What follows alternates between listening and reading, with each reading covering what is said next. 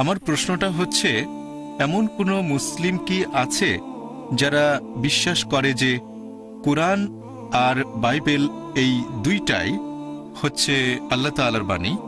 আর এরকম বিশ্বাস করা কি আপনার মতে সম্ভব যে আপনি বিশ্বাস করবেন কোরআন পাশাপাশি বাইবেল, যে দুইটাই আল্লাহর বাণী? আপনার নামটা কি ভাই? আমার নাম ডেভিড বলমার। ভাই ডেভিড, খুব সুন্দর প্রশ্ন করেছেন যে এমন কোন মুসলিম কি আছে যারা বিশ্বাস করে যে বাইবেল এবং কোরআন দুটোই আল্লাহর বাণী। আর এটা সম্ভব কিনা যে আমরা বাইবেল এবং কোরআন দুটোকে আল্লাহ তাআলার আসমানি কিতাব বলে মেনে নেব। প্রথমেই আমি বাইবেল শব্দটা নিয়ে বলি। বর্তমানে খ্রিস্টানদের যে ধর্মগ্রন্থ, আপনি কিছু মুসলিম পাবেন যারা বিশ্বাস করে যে বাইবেল আল্লাহ তাআলার বাণী। তবে কোরআনের কথা যদি বলেন, আর সেই সব মুসলিমদের কথা যদি বলেন যারা আসলেই জানে কোরআন ও ইসলামিক শরিয়া সম্পর্কে, পবিত্র কোরআন বলছে যে আমরা বিশ্বাস করব ইনজিলে, যে ওহী নাজিল হয়েছিল যীশু খ্রিস্ট বা ঈসা আলাইহিস সালামের উপর।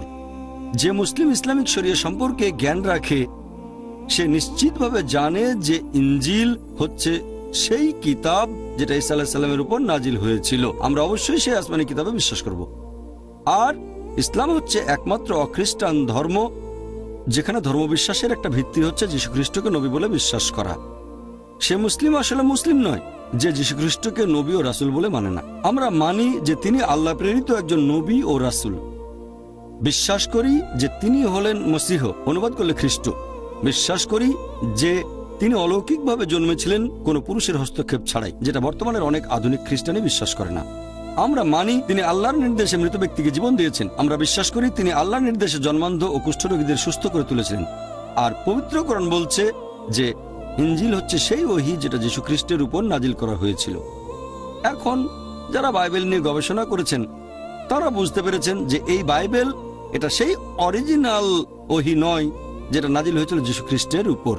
বাইবেলের উপর বিশেষজ্ঞ যে কোনো লোক, হোক সে খ্রিস্টান অথবা হোক হিন্দু বা সে মুসলিম, যখন আমরা বাইবেল পড়ি আমরা জানতে পারি যে যে বাইবেলটা আমরা আজকাল পড়ি, এই বাইবেল শব্দটা এসেছে গ্রিক শব্দ বিবলস থেকে, অর্থাৎ বই বা বইসমূহের বই। আর আপনিও হয়তো জানেন যে বাইবেল হচ্ছে অনেকগুলো বইয়ের সমষ্টি, 66টা। এটা খ্রিস্টানদের মধ্যে প্রোটেস্ট্যান্ট মতাবলম্বীদের কথা অনুযায়ী, আর ক্যাথলিকদের মতে বাইবেল 73টা বই অন্যরাও মানে। তাহলে এই বাইবেল শব্দটা এসেছে গ্রিক শব্দ বিবলস থেকে। আমাদের মুসলিমদের যাদের শরিয়ার উপরে জ্ঞান আছে, আমরা বলি যে বাইবেল আল্লাহ তাআলার অরিজিনাল বাণী নয়। বাইবেল নিয়ে যদি গবেষণা করেন তাহলে আপনারা দেখবেন যে সামান্য কিছু অংশ সেগুলো হতে পারে আল্লাহ তাআলার বাণী, কিছু অংশ নবী রাসূলগণের কথা, যীশু খ্রিস্টের মুখের কথা, কিছু অংশ ইতিহাসের কথা, কিছু অংশ আমার বলতে খারাপ লাগছে এমনকি পর্নোগ্রাফিও আছে। অনেক ভুল আর পরস্পর বিরোধী কথা আছে। আমরা বলতে পারি না যে বাইবেলের এই পরস্পর বিরোধী কথাগুলো আল্লাহ তাআলার বাণী। বলতে পারি না যে বাইবেলে যে বৈজ্ঞানিক ভুলগুলো রয়েছে সেগুলো আল্লাহ তাআলার বাণী। তাই আমরা যেটা বলি, আমরা মানি ইনজিল মানে সেই ওহী যেটা নাজিল করা হয়েছিল যীশু খ্রিস্টের উপর, সেটা অবশ্যই আল্লাহ তাআলার বাণী। তবে বর্তমান বাইবেল একটা মিশ্রণ। তাই সামগ্রিকভাবে কোরআন এবং বাইবেল সম্পর্কে যাদের যথেষ্ট জ্ঞান আছে তারা কখনোই এই বাইবেলকে একেবারে সম্পূর্ণভাবে আল্লাহর বাণী বলবে না। তবে হ্যাঁ, ঈসা আলাইহিস সালাম বা যীশু খ্রিস্টের উপরে যে ওহী নাজিল করা হয়েছিল সেটা আল্লাহ তাআলার বাণী। আপনার প্রশ্নের দ্বিতীয় অংশটাতে আমি যাচ্ছি, কোরআন এবং বাইবেলকে কি মেলানো সম্ভব? কোনো সাদৃশ্য আছে কি? একটা লেকচার দিয়েছিলাম খ্রিস্টান ধর্ম এবং ইসলামের মধ্যে সাদৃশ্য। আমরা মুসলিমরা মানি যে আসমানি কিতাবটা নাজিল করা হয়েছিল যীশু খ্রিস্ট বা ঈসা আলাইহিস সালামের উপরে, সেটা আল্লাহ তাআলার বাণী। তাই আমরা চেষ্টা করি বেছে নিতে সেই অংশগুলো যেগুলো মিলে যাচ্ছে সর্বশেষ ও চূড়ান্ত আসমানি কিতাবের সাথে। যদি ওল্ড টেস্টামেন্ট আর নিউ টেস্টামেন্ট বলে কিছু থাকে তাহলে পবিত্র কোরআন হচ্ছে আল্লাহ তাআলার লাস্ট টেস্টামেন্ট। আর এই বইটাকে যদি পরীক্ষা করে দেখেন, হতে পারে সেটা বিজ্ঞানের পরীক্ষা, কোরআন সেখানে পাশ করেছে। আপনি কোরআনে একটাও পরস্পর বিরোধী কোনো কথা পাবেন না, কোরআনে আপনি কোনো ভুল খুঁজে পাবেন না। যদি আপনি কোরআনকে পরীক্ষা করেন, একই রকম পরীক্ষা করতে পারেন হিন্দু ধর্মগ্রন্থকে বা কোরআনকে অথবা বাইবেলকে, আপনি দেখবেন কোরআন সেই পরীক্ষায় পাশ করবে। তবে দুর্ভাগ্যজনকভাবে বাইবেল পরীক্ষায় ফেল করবে। আমি একটা বিতর্ক করেছিলাম আমেরিকায় বিজ্ঞানের আলোকে কোরআন ও বাইবেল। সেখানে আমার অপর বক্তা ছিলেন ডক্টর উইলিয়াম ক্যাম্বেল। তিনি একটা বই লিখেছিলেন যেখানে কোরআনের নাকি 30টা বৈজ্ঞানিক ভুল আছে। অনেক বছর কোনো মুসলিম তার উত্তর দেয়নি। তখন আমি গেলাম শিকাগোতে এবং তার সাথে একটা বিতর্ক করলাম। আর আলহামদুলিল্লাহ, আল্লাহর দয়ায়, আল্লাহর করুণায় আমি তার সবগুলো অভিযোগের উত্তর দিলাম। তারপর আমি তাকে দেখালাম বাইবেলে 38টা ভুল, বৈজ্ঞানিক ভুল, তিনি সেগুলোর উত্তর দিতে পারেননি। এবারে আপনার প্রশ্নটা যে এই দুটোকে কি মেলানো সম্ভব? হ্যাঁ, সম্ভব। আমি কি করেছি? আমি বাইবেল থেকে শুধুমাত্র সেই অংশগুলো নিয়েছি যেগুলো কোরআনের সাথে মিলে যায়, আর আমরা মুসলিমরা কোনো আপত্তি ছাড়াই মেনে নেব যে এই অংশের এই কথাগুলো আল্লাহ তাআলার বাণী। কারণ পবিত্র কোরআন, এটা আরবিতে, এই কোরআনকে বলা হয় ফুরকান, মানে সেই মানদণ্ড যেটা দিয়ে বিচার করা হয় সঠিক আর বেঠিক। এরকম মানদণ্ড থাকলে আমরা সহজে ঠিক বেঠিক বের করতে পারবো। যখন ব্যবহার করছি এই মানদণ্ড, যেগুলো মিলে যাচ্ছে কোরআনের সাথে, সেগুলোকে আমরা মুসলিমরা সামগ্রিকভাবে কোনো রকম আপত্তি ছাড়াই মেনে নেব যে বাইবেলের এই কথাগুলো আল্লাহ তাআলার বাণী। এখন বাইবেল আর কোরআন, এদের মধ্যে অনেক সাদৃশ্য আছে। এখানে সময় কম, তাই সবগুলো আমি বলতে পারবো না। তবে যে কথাগুলো আগেও বলেছিলাম, আমরা মুসলিমরা মানি যীশু খ্রিস্ট ভাই সাল্লাল্লাহু আলাইহি ওয়াসাল্লাম আল্লাহ প্রেরিত একজন নবী ও রাসূল। মানি তিনি অলৌকিকভাবে জন্মেছিলেন, পুরুষের হস্তক্ষেপ ছাড়াই। বিশ্বাস করে তিনি আল্লাহর নির্দেশে মৃত ব্যক্তিকে জীবন দিয়েছেন। বিশ্বাস করে তিনি আল্লাহর নির্দেশে জন্মান্ধ কুষ্ঠরোগীদের সুস্থ করে তুলেছিলেন। তাহলে মুসলিম আর খ্রিস্টানরা আমরা এখানে এক। তবে আমাদের মধ্যে পার্থক্য আছে। এরকম অনেক খ্রিস্টান আছে যারা বলে যে যীশু খ্রিস্ট নাকি নিজেকে ঈশ্বর বলে দাবি করেছিলেন। তিনি বলেছেন তিনি নাকি ঈশ্বর। সত্যি বলতে, আপনারা যদি বাইবেল পড়েন, এরকম একটা স্পষ্ট করে বলা অনুচ্ছেদ খুঁজে পাবেন না, পরিষ্কার করে বলা একটা কথাও পাবেন না গোটা বাইবেলের মধ্যে যেখানে যীশু খ্রিস্ট বা ঈসা আলাইহিস সালাম নিজেই বলেছেন যে আমি ঈশ্বর, অথবা তোমরা আমার উপাসনা করো। কথাটা আবারও বলছি, গোটা বাইবেলে একেবারে স্পষ্ট করে বলা, একেবারে পরিষ্কার করে বলা হয়েছে এরকম একটা অনুচ্ছেদ পাবেন না যেখানে যীশু খ্রিস্ট নিজের মুখে বলেছেন যে আমি ঈশ্বর বা তোমরা আমার উপাসনা করো। সত্যি বলতে, যদি আপনারা বাইবেল পড়েন, যীশু খ্রিস্ট তার নিজের মুখে বলেছেন। এটা হচ্ছে গসপেল অফ জন, অধ্যায় নাম্বার 14, অনুচ্ছেদ 28। যীশু খ্রিস্ট নিজের মুখে বলেছেন আমার পিতা আমার চেয়ে মহান। গসপেল অফ জন, অধ্যায় 10, অনুচ্ছেদ 29, আমার পিতা সবার চেয়ে মহান। গসপেল অফ ম্যাথিউ, অধ্যায় 12, অনুচ্ছেদ 28, আমি ঈশ্বরের আত্মার সাহায্যে শয়তানকে তাড়িয়ে দেই। গসপেল অফ লুক, অধ্যায় 11, অনুচ্ছেদ 20, আমি ঈশ্বরের আঙ্গুলের সাহায্যে শয়তানকে তাড়িয়ে দিই। গসপেল অফ জন, অধ্যায় 5, অনুচ্ছেদ 30, আমি নিজের থেকে কিছুই করতে পারি না, যেমন শুনি সেরকম বিচার করি, আর আমার বিচার ন্যায্য, কারণ আমি নিজের ইচ্ছা পূরণ করি না, আমার পিতার ইচ্ছা পূরণ করি। যদি কেউ বলে আমি নিজের ইচ্ছা পূরণ করি না, আল্লাহর ইচ্ছা পূরণ করি, সে একজন মুসলিম। তাহলে যীশু খ্রিস্ট ভাই সাল্লাল্লাহু আলাইহি ওয়াসাল্লাম আল্লাহর কাছে আত্মসমর্পণ করেছিলেন, আর আরবিতে বললে এই ধরনের মানুষকে বলা হয় মুসলিম। যীশু খ্রিস্ট কখনোই নিজেকে ঈশ্বর বলে দাবি করেননি। এটা পরিষ্কার বলা হয়েছে বুক অফ অ্যাক্টসে, অধ্যায় নম্বর 2, অনুচ্ছেদ 22, হে ইসরায়েলবাসী, মন দিয়ে শোনো, নাজারেত শহরের যিশু ঈশ্বর কর্তৃক মনোনীত একজন মানুষ তোমাদের মধ্য থেকে। ঈশ্বর তাকে দিয়ে অনেক অলৌকিক কাজ করিয়ে দেখাবেন, আর তোমরা তার সাক্ষী থাকবে। ঈশ্বর কর্তৃক মনোনীত একজন মানুষ তোমাদের মধ্য থেকে, সে অনেক অলৌকিক কাজ করে দেখাবে, ঈশ্বর তাকে দিয়ে করাবেন, আর তোমরা তার সাক্ষী থাকবে। তাহলে তিনি ছিলেন একজন মানুষ, তবে সেই মানুষকে আল্লাহ তাআলা পাঠিয়েছেন রাসূল হিসেবে মানব জাতির জন্য। আর আপনারা দেখবেন যে যীশু খ্রিস্ট কখনোই নিজেকে ঈশ্বর বলে দাবি করেননি। তিনি ছিলেন আল্লাহ তাআলার প্রেরিত একজন নবী ও রাসূল। সেজন্য আমরা বলি যে বাইবেল আর কোরআনের মধ্যে অনেক সাদৃশ্য আছে। যেমন ধরেন, বাইবেলে বলা হয়েছে পরবর্তীতে একজন রাসূল আসবেন এবং তার নাম হবে মুহাম্মদ সাল্লাল্লাহু আলাইহি সাল্লাম। অনেক জায়গায় ওল্ড টেস্টামেন্ট আছে, নিউ টেস্টামেন্টও আছে। ওল্ড টেস্টামেন্ট পড়লে দেখবেন বুক অফ ডিউটেরোনমি, অধ্যায় 18, অনুচ্ছেদ 18, যে পরবর্তীতে মুহাম্মদ সাল্লাল্লাহু আলাইহি সাল্লাম আসবেন। এরপর আছে বুক অফ ডিউটেরোনমি, অধ্যায় 18, অনুচ্ছেদ 19। তারপর বুক অফ আইজায়া, অধ্যায় 29, অনুচ্ছেদ 12। এরপর সং অফ সলোমন, অধ্যায় 5, অনুচ্ছেদ 16। মুহাম্মাদের নাম বলা হয়েছে। আমাদের নবীর কথা নিউ টেস্টামেন্টও আছে। এটা আছে গসপেল অফ জন, অধ্যায় 14, অনুচ্ছেদ 16। তারপর গসপেল অফ জন, অধ্যায় 15, অনুচ্ছেদ 26। গসপেল অফ জন, অধ্যায় 16, অনুচ্ছেদ 7। গসপেল অফ জন, অধ্যায় 16, অনুচ্ছেদ 12 থেকে 14, যে সর্বশেষ ও চূড়ান্ত নবী আসবেন, মুহাম্মদ সাল্লাল্লাহু আলাইহি সাল্লাম। এ কথা বাইবেলেও আছে। এরকম সাদৃশ্য আছে। বাইবেল পড়লে দেখবেন নামাজের গুরুত্বপূর্ণ একটা অংশ, আমরা মুসলিমরা যখন নামাজ পড়ি তখন সিজদা করি। এই সিজদার কথা বাইবেলে অনেক জায়গায় আছে, যেমন বুক অফ জেনেসিস, তারপর বুক অফ জোশুয়া, তারপর গসপেল অফ ম্যাথিউ। এখানে বলা হয়েছে আল্লাহর নবী রাসূলগণ সিজদা দিয়েছেন আল্লাহর উদ্দেশ্যে যখন তারা নামাজ পড়েছেন। তাহলে দেখবেন যে আমরা মুসলিমরা যেভাবে নামাজ আদায় করি তার প্রধান অংশটার কথা বলা হয়েছে বাইবেলেও। ইসলামের অন্যান্য বিষয় নিয়েও যদি বলি, অজুর কথাও বলা হয়েছে বাইবেলে। আমরা নামাজ পড়ার আগে অজু করি, অজুর কথা আছে বাইবেলে। ইসলাম ধর্মে যাকাতের বিধান আছে, এ কথা বাইবেলেও আছে। বাইবেলে কথাটা এভাবে বলা হয়েছে যে মুক্ত হস্তে দান করো, তাহলে তোমার পাপগুলো মুছে যাবে। এমনকি বাইবেলেও বলা হয়েছে বুক অফ শামস, অধ্যায় নম্বর 84, অনুচ্ছেদ 4 থেকে 6, বলা হয়েছে আশীর্বাদ প্রাপ্ত হচ্ছে সেই লোকগুলো যারা ভ্রমণ করে যায় বাক্য উপত্যকায়, অর্থাৎ মক্কা। এছাড়াও আপনি দেখবেন যে ইসলাম ধর্মে অনেক কিছু নিষিদ্ধ করা হয়েছে পবিত্র কোরআনে, আর বাইবেলেও সেগুলোকে নিষিদ্ধ করা হয়েছে। পবিত্র কোরআন বলছে সব মিলিয়ে মোট 4টা জায়গায়, সূরা মাইদা অধ্যায় 5 আয়াত নম্বর 3, সূরা বাকারা অধ্যায় 2 আয়াত 173, সূরা আনাম অধ্যায় 6 আয়াত 145 এবং সূরা নাহাল অধ্যায় 16 আয়াত 115 বলা হয়েছে হুররিমাত আলাইকুমুল মাইতাতু ওয়াদ-দামু ওয়া লাহমুল খিনজির। তোমাদের জন্য হারাম খাদ্য হচ্ছে মৃত পশু, রক্ত, তারপর শূকরের মাংস, আর যেসব পশু জবাই করার সময় আল্লাহ তাআলা ব্যতীত অন্য কারো নাম নেওয়া হয়েছে। এখন সবগুলো জিনিসই এগুলো বাইবেলে নিষেধ করা হয়েছে। বাইবেল পড়লে দেখবেন book of Genesis, book of Leviticus, book of Deuteronomy রক্ত নিষেধ করা হয়েছে। বাইবেলে উল্লেখ করা হয়েছে যে শূকরের মাংস নিষিদ্ধ, বুক অব ডিউটেরোনমি অধ্যায় 14 অনুচ্ছেদ 8। তারপর বুক অব আইজায়া অধ্যায় 65 অনুচ্ছেদ 2 থেকে 5।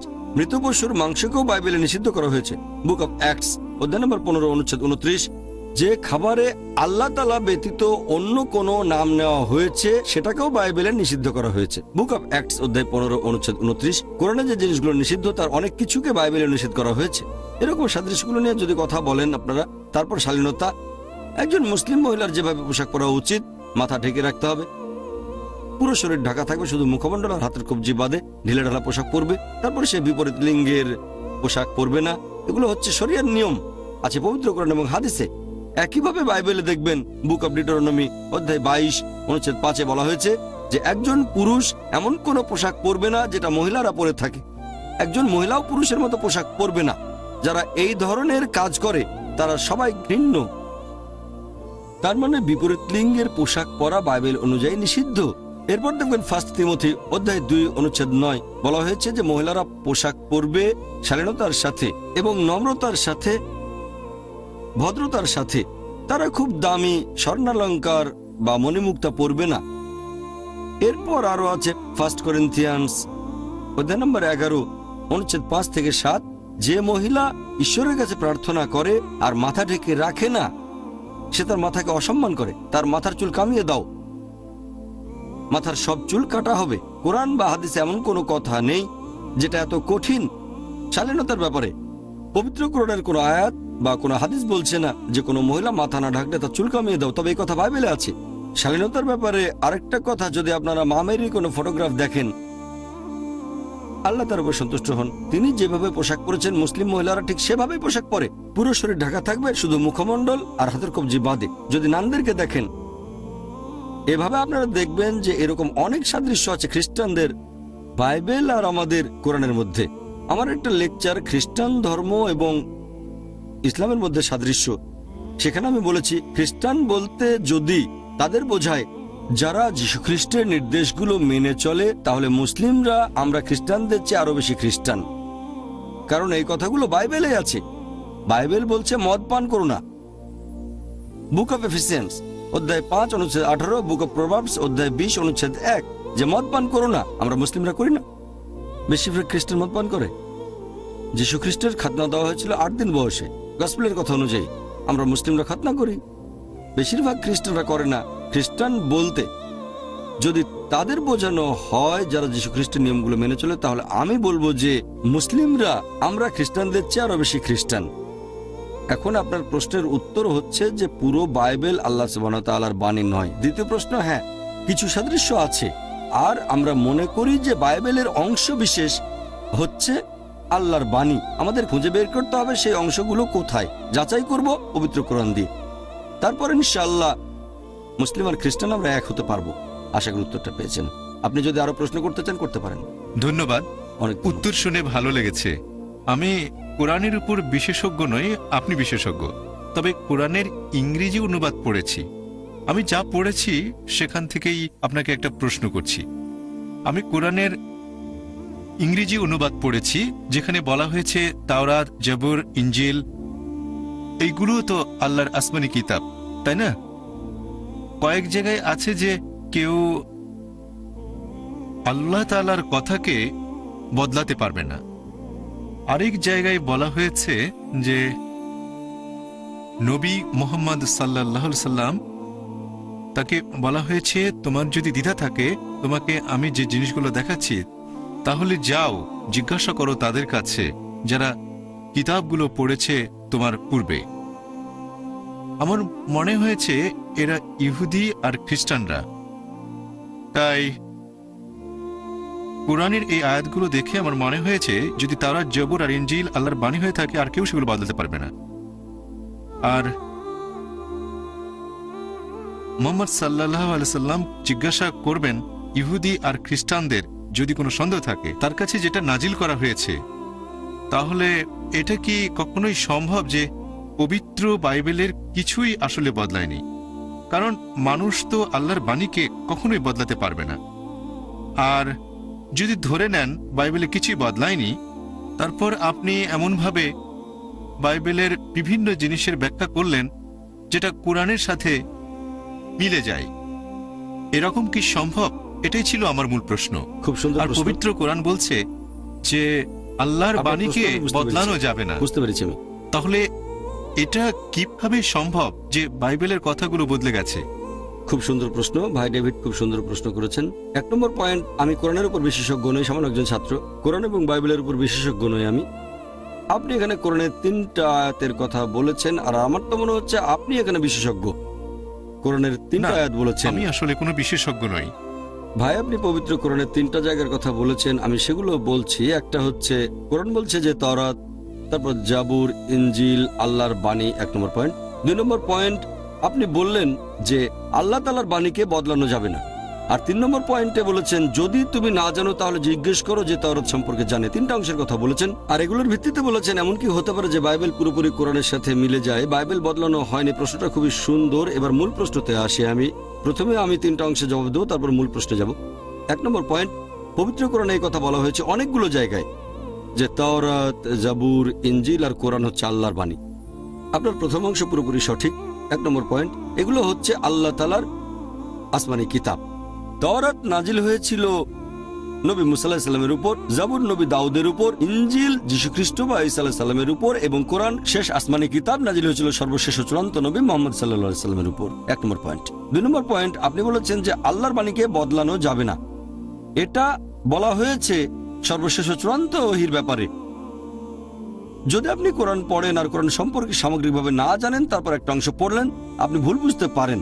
এই আয়াত যে আল্লাহর বাণীকে বদলানো যাবে না, এটা বলা হয়েছে সর্বশেষ ও চূড়ান্ত কিতাব এই পবিত্র কোরআনের ব্যাপারে। অনেক জায়গায় আছে, অনেক জায়গায় এরকম অনেক আয়াত। তবে আমি এটা কেন বললাম, কারণ কোরআন পরিষ্কারভাবে বলছে, সূরা বাকারা অধ্যায় নম্বর 2 আয়াত নম্বর 106, কোরআন বলছে যা কিছু অবতীর্ণ হয়েছে আমি সেগুলোকে কোনোভাবে বিস্তৃত হতে দেব না, বরং প্রতিস্থাপন করব তার সমমানের বা উত্তম কিছু দিয়ে। তাহলে আল্লাহ বলছেন আগে যেসব আসমানি কিতাব এসেছে, আগে যেসব নিদর্শন দেখিয়েছেন, সেগুলোকে প্রতিস্থাপন করা হবে সমমানের বা উত্তম কিছু দিয়ে। আর সর্বশেষ আসমানি কিতাব কোরআন, আল্লাহ বলেছেন সূরা মাইদা অধ্যায় 5 আয়াত নম্বর 3 যে এটাই চূড়ান্ত, এর পরে ইসলামে কোনো কিছু যোগ বা বিয়োগ করা যাবে না। তাহলে এই সর্বশেষ আসমানি কিতাবের পরে আল্লাহর এই বাণীর কোনো কিছু বদলানো যাবে না। পরিষ্কার হয়েছে? আল্লাহর বাণী বদলানো যাবে না, এটা বলা হয়েছে কোরআনের ব্যাপারে। এখন মনে করেন ক্লাস 10-এর ছাত্রদের আমি বললাম এটা হচ্ছে স্কুলের শেষ ক্লাস। আমি বলছি ক্লাস 10-এর কথা। কেউ যদি ভুল করে মনে করে যে ক্লাস 5 বা 6-এর কথা বলছি, তার সেটা ভুল ধারণা। স্কুলের শেষ ক্লাস হচ্ছে বোম্বেতে, ভারতে। বাইরের দেশে হয়তো 11 বা 12 এভাবে বদলে যেতে পারে। তাহলে আমি যদি বলি স্কুলের শেষ ক্লাস হচ্ছে ক্লাস 10, বললাম তোমরাই সর্বশেষ ক্লাস, কথা বলছি ক্লাস 10 ছাত্রদের সাথে। কেউ টেপ রেকর্ডারের কথা শুনে ভাবলো ক্লাস 6ই হচ্ছে সর্বশেষ ক্লাস, সেটা হবে তার ভুল ধারণা। আল্লাহর যে বাণীটাকে বদলানো যাবে না, কারণ অনেক আয়াতে আছে আল্লাহ প্রতিস্থাপন করবেন। কেন প্রতিস্থাপন করবেন? যুক্তি দিয়ে দেখেন। অনেকে আমাকে জিজ্ঞেস করে প্রথমে কেন তাওরাত নাজিল করা হলো না, তারপর জাবুর, তারপর ইনজিল, সর্বশেষ কোরআন, একেবারে প্রথমে কেন কোরআন আসলো না? অনেকটা যেন ছেলে বাবাকে বলছে আমি ডাক্তার হতে চাই, তুমি আমাকে সরাসরি মেডিকেল কলেজে ভর্তি করে দাও। না বাবা, প্রথমে যেতে হবে প্রি প্রাইমারি স্কুলে, তারপর প্রাইমারি স্কুলে, এরপর সেকেন্ডারি স্কুলে, তারপর যাবে কলেজে, হায়ার সেকেন্ডারি, এরপরে মেডিকেল কলেজে পড়তে পারবে। বিভিন্ন স্টেজ। সরাসরি মেডিকেল কলেজে ভর্তি করলে কিছুই বুঝবে না। একইভাবে আল্লাহ তাআলা হলেন আমাদের সৃষ্টিকর্তা, তিনি জানেন কোনটা কখন নাজিল করতে হবে। তাই মানুষের বৈশিষ্ট্যের উপর নির্ভর করে সেটাই নাজিল করেছেন যেটা সেই সময়ে সেই লোকদের জন্য প্রয়োজন ছিল। আল্লাহ সুবহানাহু ওয়া তাআলা খুব ভালো করে জানতেন যে 1400 বছর আগে ছিল সবচেয়ে শ্রেষ্ঠ সময়, সর্বশেষ ও চূড়ান্ত আসমানি কিতাব নাজিলের জন্য নাজিল করেছেন। তাহলে আগের অনেক নিয়ম ছিল আলাদা, মূল যে আইনটা তাওহীদ, আল্লাহর একত্ববাদ, নামাজ আদায় করা, মূল আইন একই রকম ছিল। তবে তার বেশ কিছু খুঁটিনাটি অন্যান্য বিষয় এগুলোর বদল হয়েছে। চূড়ান্ত বিষয়গুলো পবিত্রকরণে বলা হয়েছে। এটার পরে নতুন কিছু যোগ বা বিয়োগ করা যাবে না। আল্লাহ বলেছেন সূরা মাইদা অধ্যায় 5 আয়াত নম্বর 3, এই দিনে আমি তোমাদের দিনকে পূর্ণ করলাম, তোমাদের জন্য মনোনীত করলাম ইসলামকে, তোমাদের প্রতি আমার অনুগ্রহ করলাম সম্পূর্ণ। কথা বদলানো যাবে এটা পবিত্রকরণের ব্যাপারে, আল্লাহর অন্যান্য আসমানি কিতাবগুলোর ব্যাপারে না। 2 নম্বর পয়েন্ট, পবিত্রকরণে বলা হয়েছে তিনি বদলে দেবেন, প্রতিস্থাপন করবেন।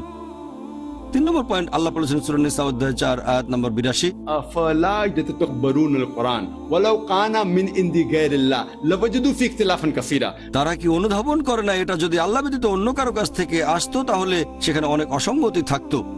আল্লাহ এখানে চ্যালেঞ্জ করেছেন, যদি মনে করো এটা আল্লাহর কাছ থেকে আসেনি তাহলে মাত্র একটা অসঙ্গতি বের করে দেখাও। যদি বের করতে পারেন আল্লাহর বাণী নয়। এবার তৃতীয় অংশে আসছি। আপনি আপনার প্রশ্নে বলেছেন আল্লাহ বলেছেন নবী মুহাম্মদকে তুমি যদি না জানো তাহলে ইহুদিদের ধর্মগ্রন্থগুলো দেখো। এটা ভুল ধারণা।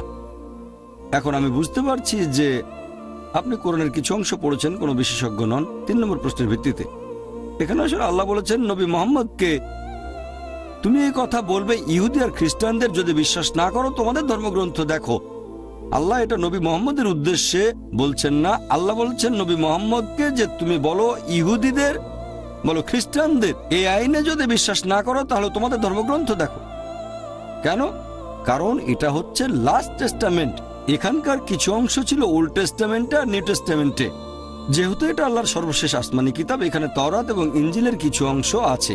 তাহলে নবী মুহাম্মদ সাল্লাল্লাহু আলাইহি সাল্লামকে আল্লাহ বলেছেন তুমি ইহুদি আর খ্রিস্টানদের বলো যদি এই কথাগুলো না মানো, তোমরা যদি শূকরের মাংস খাওয়া থেকে বিরত না থাকো তাহলে দেখো বাইবেলে বুক অব ডিউটেরোনমি অধ্যায় 14 অনুচ্ছেদ 8, বুক অব লেভিটিকাস অধ্যায় 11, বুক অব আইজায়া অধ্যায় 65 অনুচ্ছেদ 2 থেকে 5। আমি রেফারেন্স দিচ্ছি, এমন না যেভাবে বলতে হবে। এভাবে বলে আমি আসলে আপনাদের সাহায্য করছি, কারণ গোটা বাইবেল খুঁজতে গেলে 1 ঘন্টাও লাগতে পারে, 2 ঘন্টাও লাগতে পারে, কিন্তু আমি রেফারেন্স দিলে 2 মিনিট লাগবে। যদি আপনি বাইবেলের সূচিপত্র ব্যবহার করতে জানেন, যদি আপনাকে বলি বুক অব ডিউটেরোনমি অধ্যায় 14 অনুচ্ছেদ 8, যদি না জানেন যে ডিউটেরোনমি 5ম বই, শেষের ইন্ডেক্সে খুঁজবেন ডি, সেখানে পাবেন পৃষ্ঠা নম্বর, সেখানে যান। ডিউটেরোনমি পেয়ে গেলে অধ্যায় 14 পাবেন, প্রত্যেক পৃষ্ঠা নম্বর আছে, প্রত্যেক অধ্যায় নম্বর আছে। অনুচ্ছেদ 8-এ যাবেন। যদি এভাবে রেফারেন্স না বলি তাহলে আপনি সূত্র খুঁজবেন, একটু চেষ্টা করলে পেয়ে যাবেন। শুকরের মাংস পোর পি দিয়ে খোঁজেন, পেতে পারেন নাও পেতে পারেন, এটা পরিস্থিতির উপর নির্ভর করবে।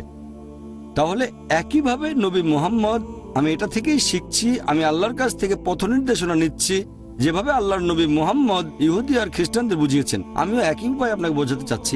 আমি হতে চাই নবীর একজন ছাত্র, তার পথ নির্দেশনা নিচ্ছি। তাহলে একইভাবে নবীও বলেছেন, যেমন ধরেন একইভাবে যীশু খ্রিস্ট বা ঈসা আলাইহিস সালামও এটা বলেছেন। একই কথা, তোমরা যারা কোনো পাপ করনি তারা এই মহিলাকে প্রথম পাথরটা মারো, বলা হয়েছে কিনা? সে সময় যীশু খ্রিস্ট এই কথাটা বলেছিলেন ইহুদিদের উদ্দেশ্যে। মুহাম্মদ একই কথা বলেছেন যে তোমরা নিজেদের ধর্মগ্রন্থ খুলে দেখো সেখানে আইনটা কি। নবী মুহাম্মদ যেসব কথা বলেছেন ইহুদি আর খ্রিস্টানরা তার অনেক কিছুই মানেনি। নবী বললেন এই কথাগুলো আছে তোমাদের ধর্মগ্রন্থে, তার মানে তিনি আল্লাহ প্রেরিত দূত। এমন না যে তিনি পড়েছেন তাওরাত, এমন না যে পড়েছেন ইনজিল। নবী তো হিব্রু জানতেন না। আর সে সময় বাইবেলের কোনো আরবি ভার্সনও ছিল না, আরবি ভার্সন এসেছে পরবর্তীতে, ঠিক? তাহলে নবী সেই কিতাবগুলো পড়েননি, তিনি ছিলেন নিরক্ষর, ঠিক? যেহেতু তাকে আল্লাহ সুবহানাহু ওয়া তাআলা বলেছিলেন রাসূল বলে, তিনি সরাসরি ওহী পেতেন, তাকে আল্লাহ বলতে বলেছেন, নবী বলেছেন দেখো, তারা তখন সব দেখে বুঝতে পারলো। তাহলে আমাদের নবী মুহাম্মদ সে সময় ইহুদি আর খ্রিস্টানদের যেভাবে বুঝিয়েছিলেন, আমিও চেষ্টা করছি এটা ছোট্ট পরিসরে সেখানে পৌঁছানোর। আমি বোঝাতে চাচ্ছি আপনাকে যে ভাই, যদি এই কথাগুলো ভুল মনে হয় কোরআনকে ভুলে যান। আপনি কোরআনকে বিশ্বাস করেন না, পাশে সরিয়ে রাখেন। তারপর আপনি যদি বাইবেলকে ঈশ্বরের বাণী বলে মনে করেন তাহলে কি বাইবেল মেনে চলবেন? আপনি বাইবেলকে ঈশ্বরের বাণী বলে মনে করেন, হ্যাঁ বা না? হ্যাঁ, বাইবেল বলছে শুকরের মাংস খেও না, শুকরের মাংস খান। এটা তো পুরনো নিয়ম। উত্তর হতে পারে হ্যাঁ অথবা না, অথবা বাইবেলে এরকম কিছু বলেনি। আমাকে একটু বলতে দেন। শিওর, বলেন আপনি। আমার জানা মতে নবী মুহাম্মদ জীবদ্দশাতেই সেখানে কিছু জিনিস একটা সময় পর্যন্ত সেগুলো হালাল ছিল, তারপর সেটাকে হারাম করা হয়েছে, অথবা যেটা হারাম ছিল সেটাকে হালাল করা হয়েছে। এরকম তো অনেক সময় হয়েছে। তাই খ্রিস্টানরা আমরা বিশ্বাস করি যে ইসরায়েলের লোকদের জন্য, ইহুদিদের জন্য যখন আল্লাহ প্রেরণ করেছিলেন মুসা নবীকে, আমরা বিশ্বাস করি তাদের জন্য শুকর হারাম ছিল, আর সেজন্যই এই কথাটা তাওরাতে আছে। ভাই, কোনো একটা প্রতিষ্ঠানে আপনাকে যদি কোনো নির্দেশ দেওয়া হয়, আপনি দেখবেন নির্দেশটা দিচ্ছে কে। উচ্চ কর্তৃপক্ষের নির্দেশটা থাকবে সবার উপরে।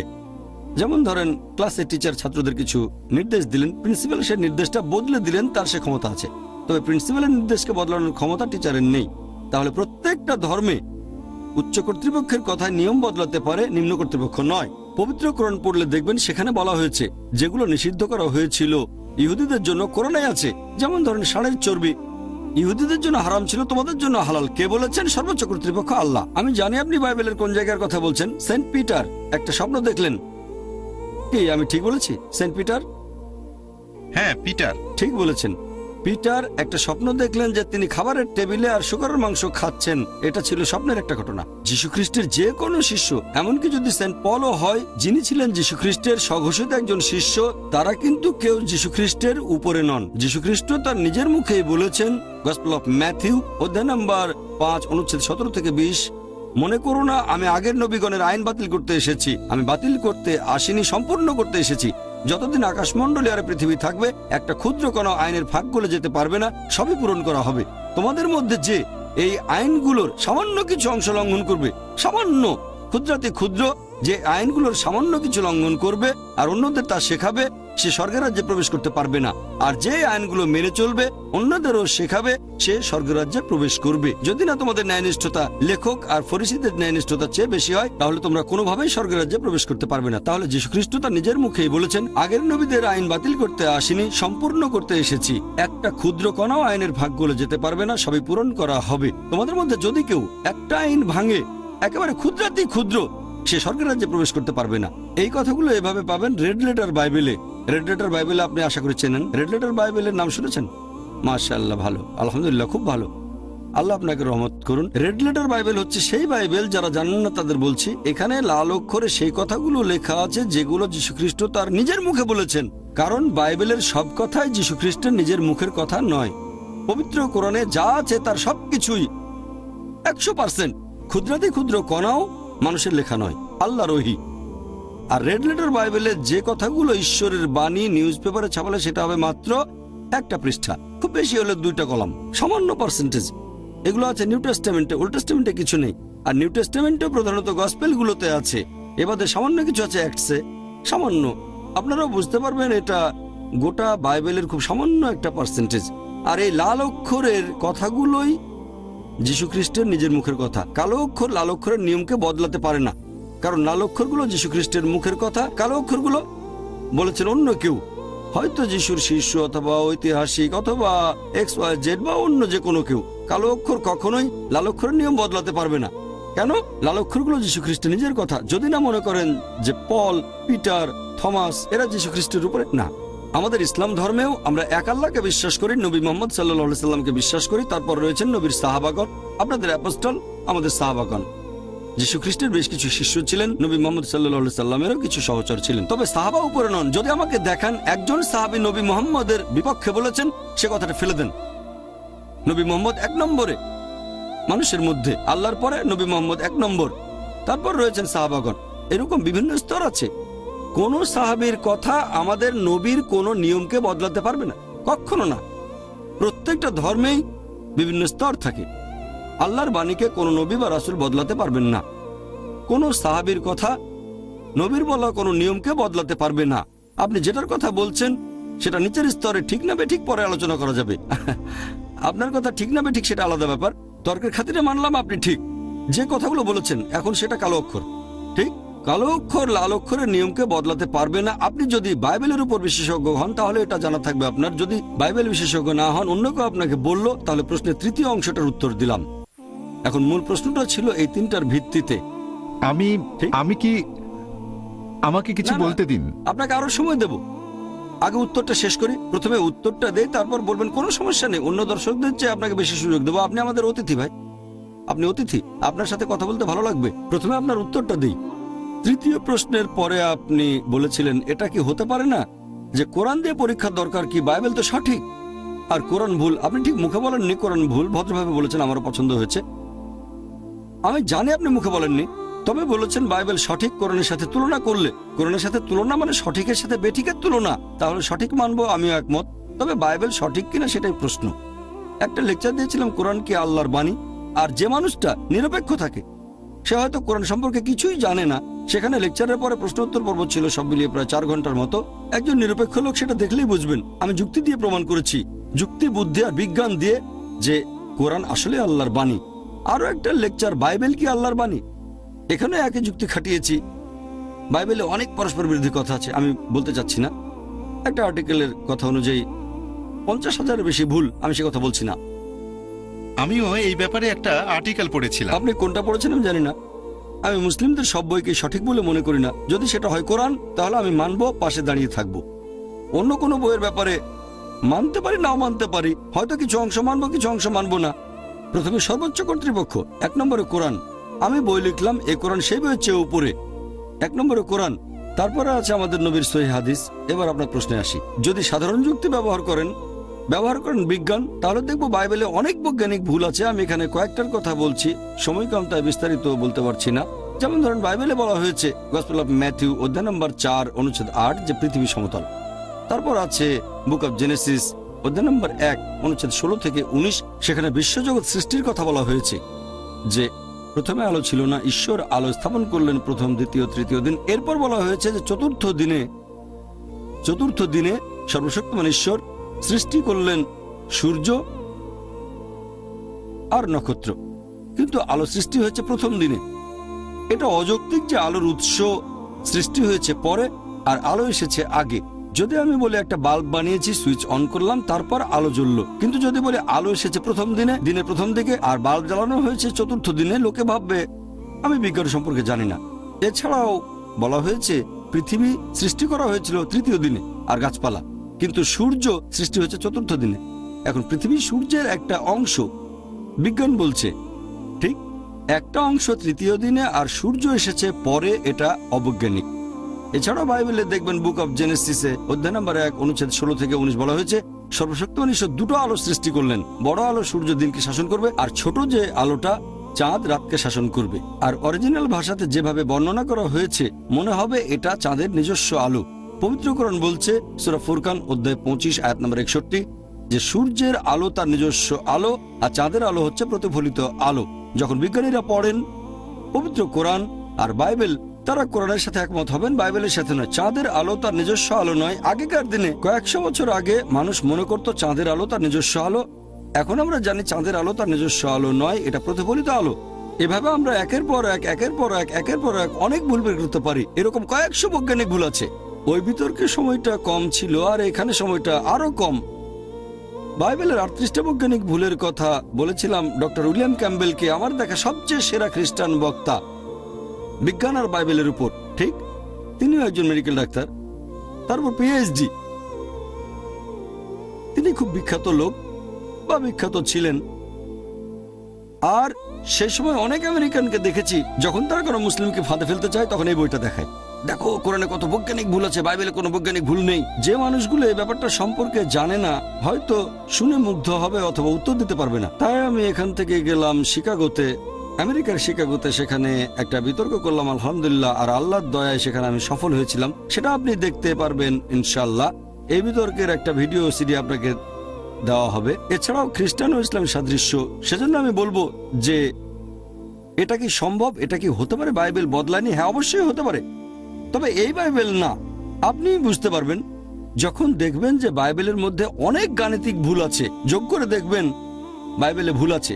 গাণিতিক ভুল মানে একই কথা বলা হয়েছে দুই জায়গায়, কিন্তু সংখ্যা আলাদা, পরস্পর বিরোধী। এখানে 2000, ওখানে 3000, অনেক ভুল, একটা না, অনেক কিছু সংশোধন করা যায়। আমি জানি যদি 10,000 ভুল বের করা হয় হয়তো 50% বা 80% সংশোধন করা যাবে, তবে কয়েকশো ভুল কিছু করা যাবে না। আমি সেগুলো পড়েছি। কয়েকশো ভুল আপনি সব ধরনের যুক্তি খাটালেও হবে না। আমি সেগুলোকে যাচাই করে দেখেছি। মাশাআল্লাহ, আমি অনেক দেশে গেছি, কথা বলেছি যারা বিশেষজ্ঞ। আমি বিশেষজ্ঞ নই, সামান্য ছাত্র। এখন এই অংশগুলোকে সংশোধন করা যাবে না। অনেক বৈজ্ঞানিক ভুল, তারপর ঐতিহাসিক ভুল, আমরা যদি আল্লাহর দেওয়া এই মাথাটা ব্যবহার করি আর যাচাই করে দেখি, তাহলে এটা মানতে পারবো না যে বাইবেল আল্লাহর বাণী। যদি কোরআনকে যাচাই করি তাহলে মানবো। এজন্য আপনি দেখবেন আমার ক্যাসেট ইনশাল্লাহ। এবার চাইলে আপনি আবার প্রশ্ন করতে পারেন। কয়েকটা জিনিস পরিষ্কার করতে চাচ্ছি। আমি আপনার সাথে বিতর্ক করতে চাচ্ছি না। করতে পারেন, কোনো সমস্যা নেই। আমি করতে পারবো না, কারণ আপনি অনেক জানেন। আমি কোনো বিতর্ক করতে চাচ্ছি না। আমি আসলে চাচ্ছি শিখতে। আমার ধারণা এখানে সবাই এসেছেন জানতে আল্লাহ সম্পর্কে। তাহলে আমি আপনার কাছ থেকে শিখলাম বা আপনি আমার কাছ থেকে শিখলেন, সেটাই ভালো। আর আমি আপনাদের সবার উদ্দেশ্যেই বলছি, ব্যক্তিগতভাবে আমি শুকরের মাংস খাই না শ্রদ্ধা দেখানোর জন্য। তবে আমার মনে হয় লাল অক্ষরে হয়তো কারণটা বলা আছে পবিত্র বাইবেলে, যে এখানকার খ্রিস্টানরা কেন এটা করছে। কারণটা হয়তো শুধুই কালো অক্ষর না।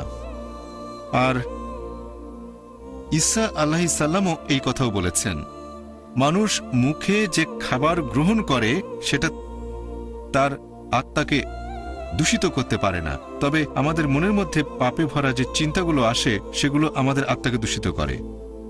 আর যেহেতু হযরত ঈসা আলাইহিস সালাম এই কথাগুলো বলেছেন, আমরা খ্রিস্টানরা মনে করি তিনি সব খাবারকে হালাল করেছেন। তোমরা যে খাবার খাও সেটা তোমাদের আত্মাকে দূষিত করতে পারে না। তাহলে আপনি এটার সাথে একমত নাকি যে বাইবেলের লাল অক্ষরে কারণটা বলা হয়েছে যে খ্রিস্টানরা কেন এটা মনে করে যে মুসা নবীর সময়ে আল্লাহ শুকরের মাংস নিষিদ্ধ করেছিলেন, আর পরবর্তীতে হযরত ঈসা আলাইহিস সালাম সেটাকে করে দিলেন হালাল তার অনুসারীদের জন্য? তাহলে আমি বলি, আমি আপনার সঙ্গে একমত। আপনি বিতর্ক করতে চাচ্ছেন না, আমিও বিতর্ক করতে চাচ্ছি না, শিখতে চাচ্ছি। যদি আমাকে বোঝাতে পারেন যে আমি ভুল কোনো কথা বলেছি, তাহলে আমি নিজেকে তখনই শুধরে নেব। যদি বুঝতে পারি সেটাই সত্যি, তাহলে মেনে নেব। একটা উদাহরণ দিচ্ছি। ধরেন ভুল করে বললাম 2 + 2 = 5। না ভাই, 2 + 2 = 5 না, 4 হবে। আমাকে প্রমাণ করে দেখালেন, ধন্যবাদ ভাই। বলবো জাযাকাল্লাহ, আল্লাহ আপনাকে পুরস্কার দিন, আমরা সেটা মেনে নেব। তবে আমি বললাম 2 + 2 = 4, আরেকজন বলল না 5, তখন তাকে বলবো 2 + 2 = 4, 5 হবে না, আপনি ভুল করছেন। আমি তাকে শুধরে দেব, যার কথা সঠিক সেটাই মেনে নেব। এবার আপনার প্রশ্নে আসি। খুব সুন্দর যুক্তি যে বাইবেলে আছে যীশু খ্রিস্ট বলেছেন, তোমরা যে খাবার খাও সেটা তোমাদের আত্মাকে দূষিত করে না, দূষিত করে মনের চিন্তা। আমি তর্কের খাতিরে আপনার কথাটা মানলাম, তাহলে সেটা পরস্পর বিরোধী হবে। আগে যেটা বলেছিলাম, গসপেল অফ ম্যাথিউ অধ্যায় নম্বর 5 অনুচ্ছেদ 17 থেকে 20, ভেবো না আমি নবীগণের আইন বাতিল করতে এসেছি, এটা তাহলে ভুল। তার মানে যীশু খ্রিস্ট মিথ্যে কথা বলছেন। নাউজুবিল্লাহ, আল্লাহ ক্ষমা করুন, আমরা এই কথা মানি না। তিনি মিথ্যে বলতে পারেন না। যদি আপনি আইনের সামান্য অংশ লঙ্ঘন করেন, আইন কি? শুকরের মাংস খাবেন না। যখন এরকম দুটো বক্তব্য থাকবে, আমরা দুটোই মেনে চলার চেষ্টা করব। তার মানে অন্যান্য যেসব খাবার খাচ্ছেন সমস্যা নেই, তবে শুকরের মাংস খাবেন না। কেন? কারণ গসপেল অফ ম্যাথিউ অধ্যায় 5 অনুচ্ছেদ 17 থেকে 20 বলা হয়েছে আইনের সামান্য ক্ষুদ্রতম অংশ লঙ্ঘন করা যাবে না। একই কথা আছে কোরআনে। কোরআনের এরকম অনেক আয়াত আছে যেখানে বলা হয়েছে যে এই খাবারগুলো হারাম। তার মানে এই না যে শুধু এই 4টাই হারাম, আরেকটা হারাম করা হয়েছে হয়তো অন্য জায়গায়। এরকম একটা বলেছিলাম মৃত জন্তু, রক্ত এবং শুকরের মাংস। আরেক জায়গায় বলা হয়েছে মদপান করা হারাম। এখন আপনি কোরআনের মাত্র একটা আয়াত নিয়ে বলতে পারবেন না যে এটা সম্পূর্ণ ইসলাম। ঠিক, যেটাকে হারাম বলা হয়েছে সেটা হারাম, তারপর বলা হয়েছে অন্য সব খাবার হালাল। আর এখানে আমরা দেখতে পাচ্ছি যে খ্রিস্টানদের বাইবেলে লাল অক্ষর বলছে, আমি নবীগণের আইন সম্পূর্ণ করতে এসেছি, একটা বাতিল করতে আসিনি। যদি তোমাদের মধ্যে কেউ সেই আইনের সামান্য অংশ লঙ্ঘন করো, তাহলে সে স্বর্গের রাজ্যে যেতে পারবে না। যিশুর অন্যান্য কথাগুলো এই কথাগুলোর বিরুদ্ধে যেতে পারে না। তা না হলে যীশু খ্রিস্ট বা ঈসা আলাইহিস সালাম মিথ্যে কথা বলেছেন, নাউজুবিল্লাহ, আমরা সে কথা মানি না।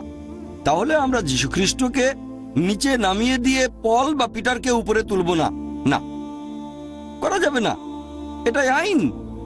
তাই এক্ষেত্রে আমরা বলবো যে যেহেতু পল বা পিটার কিছু বলেছিলেন বা থমাস কিছু বলেছিলেন, আমরা কি যীশু খ্রিস্টের কথার বিরুদ্ধে যাব? আমি বলবো না। আমরা বলবো পল, পিটার, থমাস যা বলুক সেটা ভুল।